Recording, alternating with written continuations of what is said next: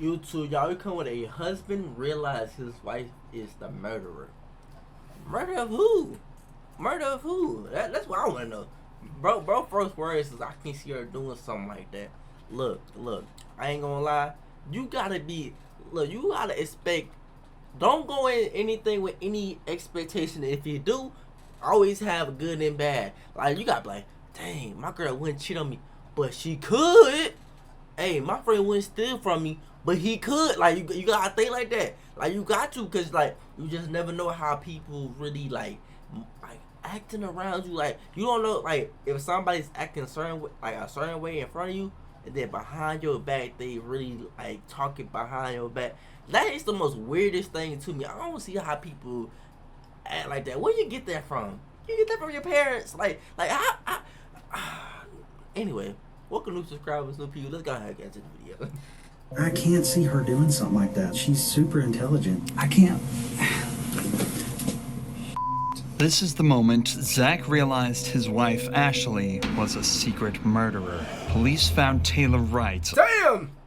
What the fuck? Wait, hold up. a friend of his wife, lying dead on his property. Dang. Police suspect Ashley was the murderer, but Zach refuses to believe it. Little did he know, he was about to get the shock of his life in the interrogation room. Can you tell me how you came to know Taylor? Through working PI cases. Okay. She'd come over to our house every now and then. She met my wife. They became friends. Did you guys ever have a falling out or? Never. From doing this job for so long, I would just pick up little lies from her. Stuff just didn't start seeming right. She would disappear for days. You couldn't get her on the phone. Greg and I would try to call her. You couldn't get her on the phone. Taylor had been known to go missing for days at a time, but this time was different. She hadn't been seen for over a month before she was found. A month? Early on, cops believed her disappearance was nothing out of the ordinary, but she'd left everything at home, and what little texts she sent to her friends were in language she wouldn't normally. Okay, I'm okay. I just need some time to think. The move in court is very stressful. I need a few days to myself. Everything is okay. I'm not doing anything bad. That shit screamed that somebody text this. Wait, what the? Man, you ain't. Man, she trying to be like Joe from You. Man, stop it. Man, you not Joe. Hey, this couldn't get me up personally. Normally use. I mean, I'm sure now you've read the news and everything. Yeah. You kind of know the date that we're talking about. Have you had a chance to go back and pinpoint where you were on the the 8th of September?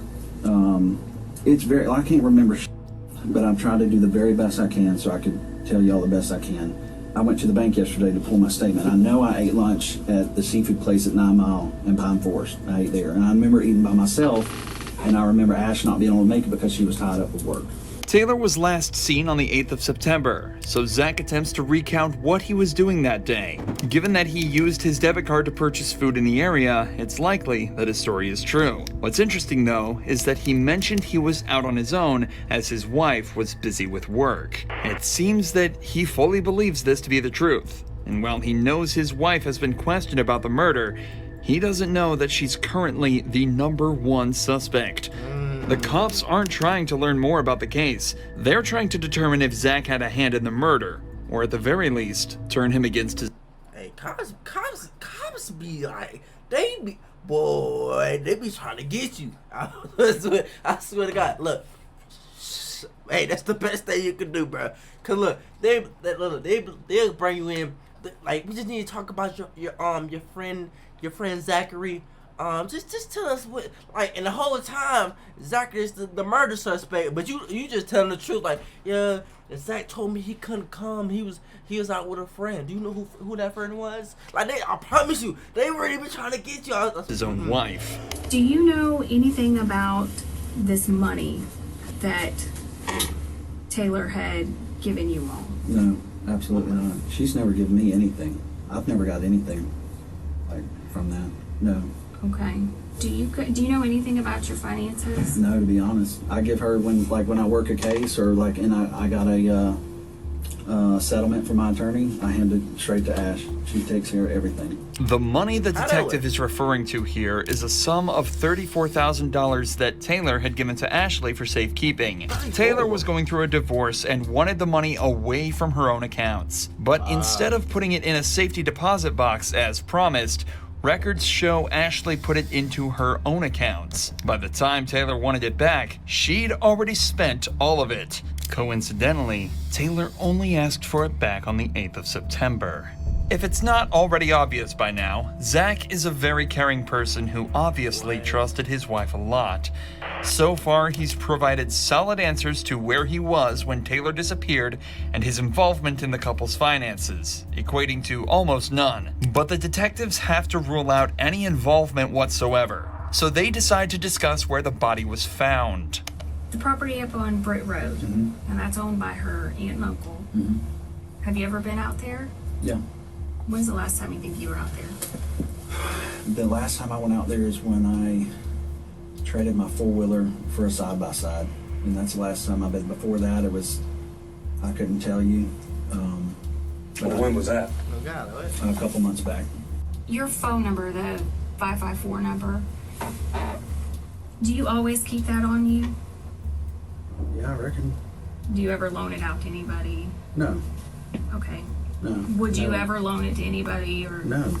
do you remember Ashley ever using it, taking it with her? No. Never. Okay, did it ever get lost or stolen or anything and get replaced? Okay. This might seem like a random question, but phone records actually played a huge part in uncovering the truth in this case. Not only did they show Ashley on the property Taylor was found dead at on the 8th, but they also showed Taylor's phone at a wedding Ashley attended the very next day. But Taylor was never seen at the wedding or anywhere else after that date. Detectives here are just trying to confirm that if suspicious activity was discovered from Zach's phone records, there would be no way to... You know how much of a slimy ass person you gotta be to kill your friend? And like, how do people expect to get away with this? Like, how do you kill somebody like, yeah, well, shit finna be straight up from here? Like, argue that it wasn't him in control of the phone. But remember, Zach still has very little idea surrounding the true nature of this case. He doesn't know how much evidence the cops have against his wife. All he's doing is defending himself and providing answers that'll hopefully solve the case. So given his compliance so far, the detectives decide to try and question him about some more physical they evidence. got him. Do you own any 9mm Yeah. handguns? What kinds? My Glock. Just one or Yeah. When I've got a lot of guns. So, a lot. I think one Glock 9.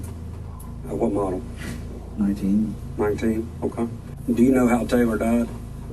Yeah, for Ackerman told me that the girl was shot, and he heard that from Molchan. So Ackerman told you and he got it from Molchan? Yeah. Okay. Did he elaborate on anything else? He just said that they thought the girl was shot.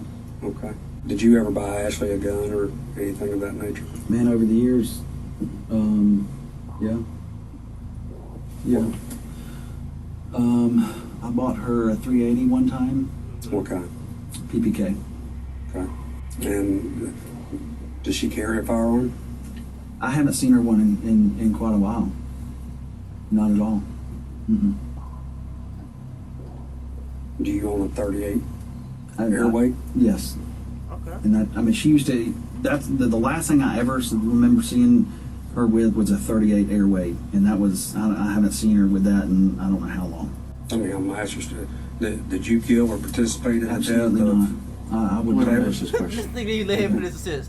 Absolutely not. Did you kill or participate, or do you have any knowledge? Zero, Jason. Absolutely none. I don't want to be nowhere near it. No, nothing involved with it. Nothing. I know nothing about it.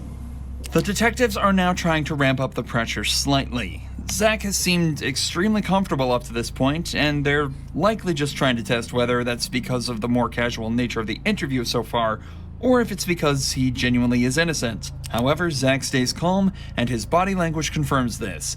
As the pressure mounts, Zach doesn't lean back, cross his arms, or really become closed off in any way, as Damn. So they be reading body language. I gotta learn how to. Hell no. Guilty person may. Instead, he leans forward, maintains eye contact, and his statements are clear and concise. His posture here is one of confidence and cooperation. His feet are flat on the ground, and he's leaning towards the detectives, proving that he feels safe around them, and that he's got nothing to hide. In fact, this is just one of two different positions Zach has assumed throughout the interrogation. The other being a more casual, upright position with his hands and legs open. Zach is doing everything he can to appear innocent, and yet the pressure continues to mount. What do you think happened to Taylor? I don't know. What you I want? couldn't tell you, I Jason. mean, like, what? I mean, I don't I don't know. How am I supposed to know? know. I don't know. I mean, nobody deserves to ever get anything happen to them like that whatsoever. I don't know, buddy. I don't know what happened to her. And, I'm asking you, as this investigation continues, whether it's text, phone records, computers, financials, is there going to be anything that hems you up or No, ties you absolutely into that? nothing. Well, not just being involved in the actual murder, but as far as, afterwards. Helping conceal. If any person in this world was like, "Hey Zach, come help me do something," I would run from that mother as fast as I could. Well, I mean, just hell, it's all over the news. Yeah. You've read it, Yeah, I've read Right. it, and and I mean, trying to swallow it and figure it out. I mean, it's like it's terrible. but you've read it, so you know at least some of the details. Just based upon that and your knowledge of the job that we do and the job that you used to do, what's your thought? Feelings aside, Just logically. I can't see her doing something like that. I mean, she's super intelligent. She's got a criminal. I mean, master's degree. yeah, or is it master's or I don't know, one of the two. I think somebody's white. That's just sloppy. I mean, that's sloppy. I can't see her doing that. There's obviously a lot going on in Zach's head right now. He obviously doesn't want to believe his wife killed someone, but his years of experience as a PI, coupled with all the evidence against his wife, logically have to be convincing him otherwise. Not only were there the bank statements and the cell phone records, but Ashley was even caught on camera at a hardware store purchasing the exact same type of cement that was used to fill Taylor's grave. At this point, though, the detectives have seen all they need to. Yeah. Zach takes a minute to discuss a few things with his lawyer, and he signs a search warrant allowing them to obtain all his cell phone records. Eventually, Zach is cleared of any wrongdoing and is allowed to return home.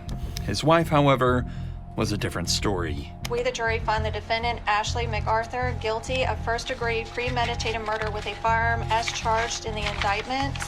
Ashley MacArthur was sentenced to life in prison with a mandatory sentence of 25 years and is now serving her time away from her husband behind bars. 25 years to life? For what? For 34? Bruh. People would crash out about some money for what? 34,000? What can you do with 30? Like, yeah, you can do a little bit, but 34, like, you killed your friend over 34,000. This shit crazy, man. This shit crazy. Like, ain't no way, boy. Ain't no. And it wasn't even like it was your money. It was her money that you killed her. See, look, this is why I don't associate with too many people. I can't do it. There's no way. Man, always have a small circle and make smart decisions. Like sometimes, bro, you gotta give people fake scenarios just to see how they act. That's how crazy I am. I ain't gonna lie. I'll be like, man, I just throw like a wrench, and see just how they gonna react to it. But man, y'all be safe out here. Watch your friends, cause they the ones that can hurt you the most, cause they know everything about you. But look, I love y'all. Make sure you like the video, and subscribe. We almost at 500. 500. Go ahead and subscribe. But I'll see y'all boys and girls next video. We out. Ugh.